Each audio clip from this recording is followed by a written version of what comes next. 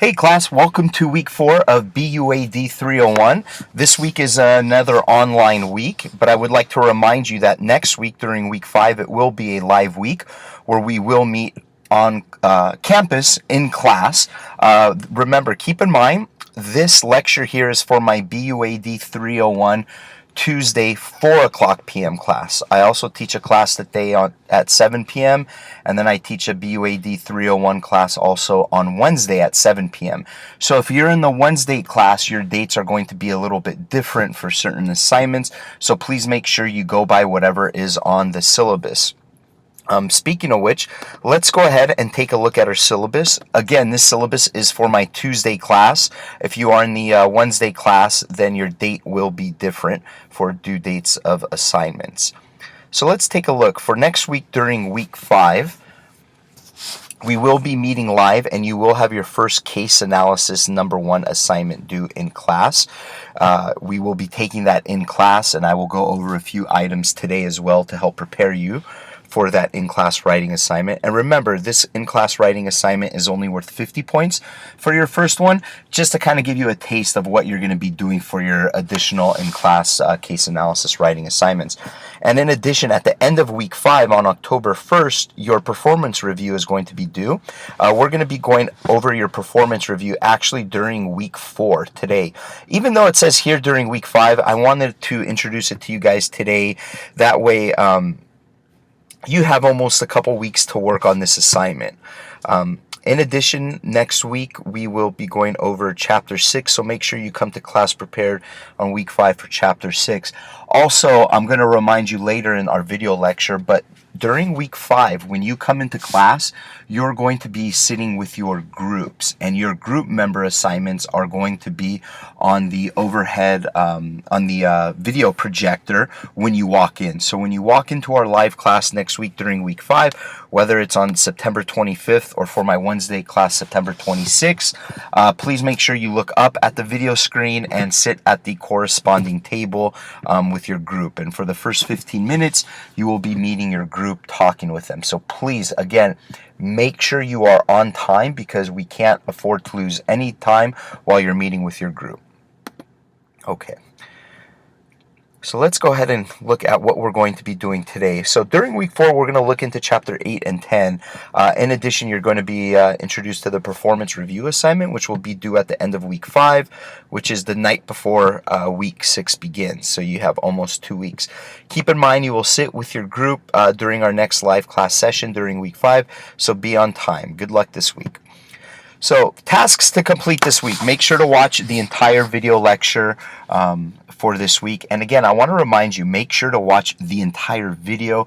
Don't skip over things because a lot of times during our video lecture, I may add something in that will be imperative for your learning, or maybe if something is due. So it's important that you listen to the entire video lecture for each week. I also want you to review the case analysis formatting document under the files and attachments for this week. So if you scroll down here, let's take a look at this case analysis formatting document. I went ahead and I created this for you guys. And this is the formatting that you're going to need to do when you begin your case analysis in class, which is your exam during week 5. So this is the formatting you're going to need to do. You're going to have your name and your class on here at the top. Again, your problem statement, your purpose objective, and your 2 alternative solutions. Technically, you don't need to have alternative solutions listed here. You can even have your pros and cons listed as paragraphs in solution 1 and solution 2. So when you're writing solution 1, you can include your pros and cons in there, and solution 2, you can include your pros and cons, or if you want to have your pros and cons listed like that, that is fine as well too. Or even if you want to have alternative solutions as a title, that is fine as well. Then you're going to have your recommended solution and your action steps. So again, you're not going to be able to use this for the exam, so please make sure you know this formatting. This is something that you're going to be tested on. So when you start your exam in class, you will need to start with a blank Word document.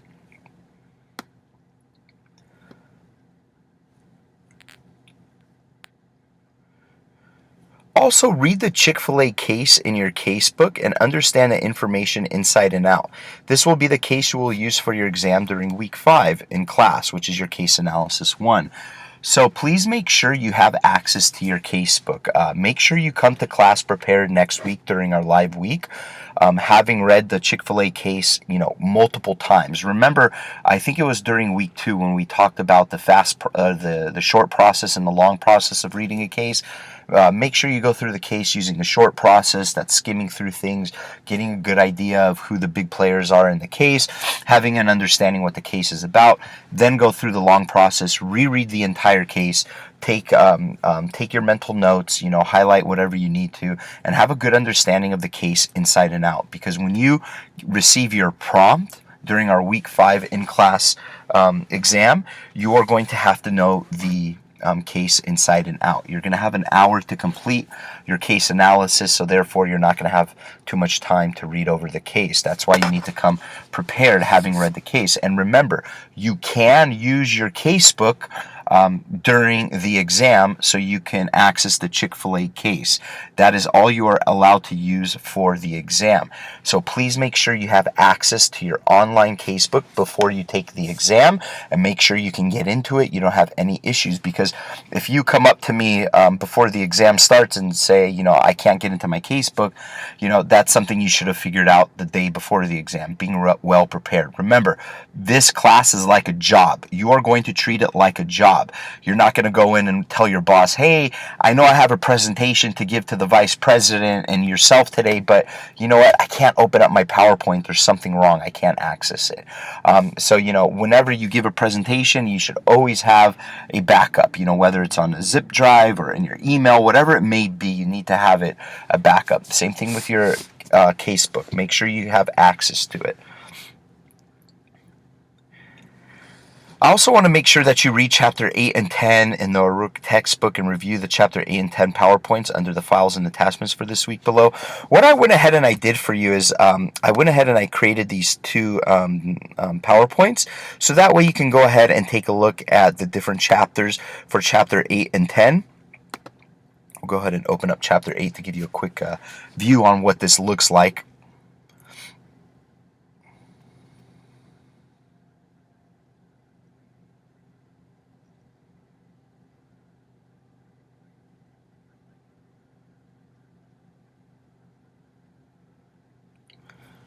So we have some notes. Again, Chapter 8 is on effective listening, and I have some notes here for you that you can review that gives you a good overview of what Chapter 8 is about.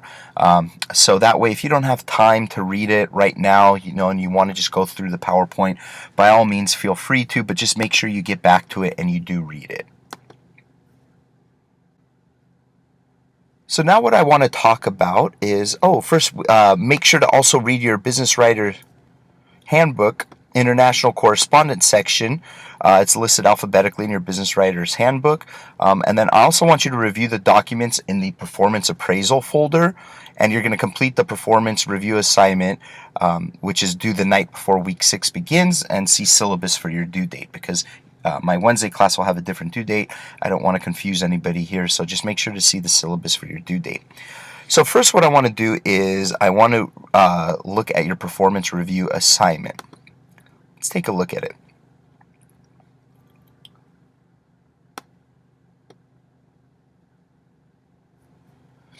So what you're going to do is you're going to write a performance evaluation. It's always important to understand how to write a performance evaluation in case you ever need to give one. And it also gives you different aspects on what to expect in certain organizations. So the purpose of this, it's to write a clear, well-constructed annual performance evaluation of an employee, providing enough information to determine whether your direct report should receive a raise and how much and what goals he should strive for in the future. So you're going to write a performance review on a direct report, someone who works under you, and you are going to be provided with information about the direct report, and you need to come up with the best judgment on what kind of raise you're going to give this person. So your objective, it's to gain experience determining appropriate details to include when evaluating an employee's performance, to practice writing for multiple audiences in a sensitive and constructive way. So you need to provide information on why you are giving this employee a certain evaluation, and you need to do it in a constructive and sensitive way, because you don't know who's going to be looking at this evaluation. Maybe your boss will. Maybe a coworker will. Maybe your direct report will be looking at it. This is why it's important to make sure you write in a constructive and sensitive way. So the situation, your direct report, John Smith, an outside sales rep working for a consumer packaged goods company, completed his first year with the company in December. It's now time for you to do his annual evaluation to determine whether he should get a raise and how much he should receive. Please bear in mind, a 5% raise is considered good. You may go up or down from the raise with this point. So if you feel maybe they deserve a 4% or 6%, then you can put that. You just need to back up why you're giving this person this type of raise. And that's where this information, let me go back here. You're going to see the folder that says performance appraisal folder and documents. If it wants to go back.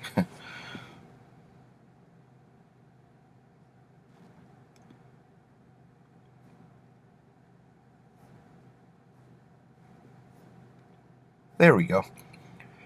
You're going to see this performance appraisal documents, which we're going to go over in a little, but that's where you're going to get a lot of the information for this assignment. So you are provided with the following information from John Smith's personal file.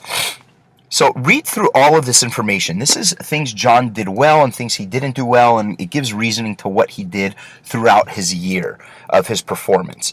So make sure you have a good understanding of all this information. And you're going to use this information to help determine what kind of raise John is going to get. Remember, a 5% raise is considered good. You could go up and down depending on this information here in this box. So to assist you to avoid just rehashing the case facts from above, please ask yourself the following questions and write about these answers. So I don't want you to pull language from here. Write it in your own words. Don't copy and paste in your performance review. Think about these questions. How did John's contributions affect the organization he works for, whether it was good or bad? How did John's action have an impact on other people, whether it was good or bad? And what skill set might John be good at based on what he did? So your writing task. Put yourself in the position of being John's line manager. Write John's annual evaluation for the period October 2016 to October 2017, indicating whether he should receive a raise or not, how much he deserves, what his rating is, and what areas you believe he should work on in the future. So you could find his rating back in this performance appraisal documents, which we'll go over. You're going to have to include that. So direction, using the memo format addressed to Dr. L. Bobby Papoulias, which is myself, you may use titles, headings, except for the first section. A suggestion, include a paragraph for each of John's strengths, challenges, and overall performance. Remember, when you write a memo, you don't need a header for the first section because that's kind of like the introduction. Then go into your headings within your memo. Using the rating definitions PowerPoint slides, which is also located here. Decide which rating he should receive. Do not lift phrases from the case or this sheet. This should actually say John, not Barry. I changed it this semester. Do not lift phrases from the case or this sheet. That is plagiarism and will result in severe penalties. Keep the evaluation to one page only and make sure to spell check. For your evaluation, use good business thinking before you print your final copy. Do not say anything that could result in a libel or slander lawsuit. Your written language needs to align with the rating you are issuing to John. I will be looking for the strategy and format discussed in class, and we'll use a class rubric to determine your grade. This assignment is worth 50 points. So let's take a look at these other documents.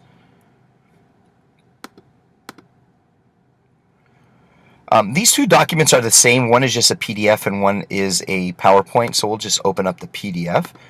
This is the performance rating definition. This kind of gives you an idea of what to expect. So if John was outstanding, this is information you can use in your memo. He exceeds expectations. Here's more information. Maybe meets expectations in certain cases, below expectations, and unsatisfactory performance. And focusing the rating discussion based on proposed findings. So this gives you an idea. So maybe if outstanding, focus discussion on how did the associate significantly overachieve objectives, which performance dimensions were exemplary, etc., etc. So this will give you an idea and a guideline of what to expect when you're writing.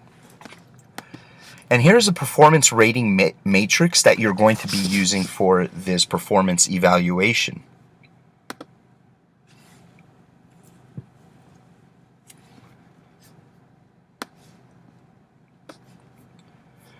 So the performance rating matrix starts here on the side. So quality, efficiency, mutually, responsibly, and responsibly. This just shows you kind of how and where John needs to be. So this chart will give you an idea of whether they are outstanding in quantity and quality of output. So the quality. Efficiency, which is the timeliness of delivery. So you need to review these and figure out, based on that information in the box, which I will show you here.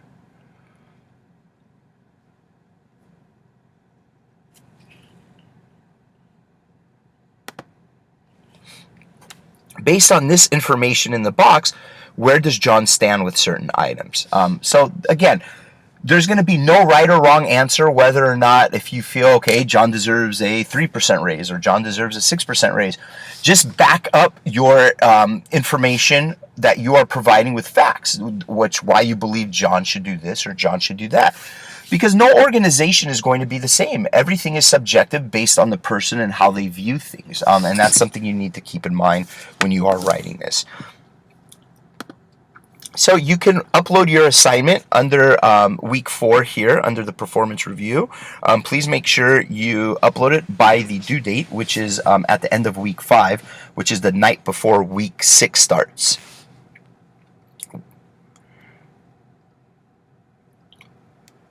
So if you have any questions on anything, please feel free to reach out to me. Again, make sure you come prepared to class on week 5 and having read and familiarized yourself with the Chick-fil-A case in your casebook. This is mandatory because you will write your first in-class assignment when we meet live during week 5 about this case. So make sure you can access your casebook during week 5. You can use your casebook during the writing assignment. Reminder, we have a live class meeting next week. So during week 5, make sure to be on time. This is extremely important because during the first 15 minutes of class, you will sit with your assigned groups, meet each other, and exchange contact information. The group list will be posted on the projector screens. Be on time. And of course, read chapter 6 of Management Communication Textbook. So if you guys have any questions, again, all my contact information is here. Feel free to give me a call, text, or email. I wish you guys all the best of luck this week. And please don't hesitate to reach out to me if you have any questions whatsoever. Again, there is no stupid question. I am open to answering any kind of question that you may have. I want to help you guys get through this class and give you the best possible opportunity to do the best that you can in this class. Thank you guys and good luck.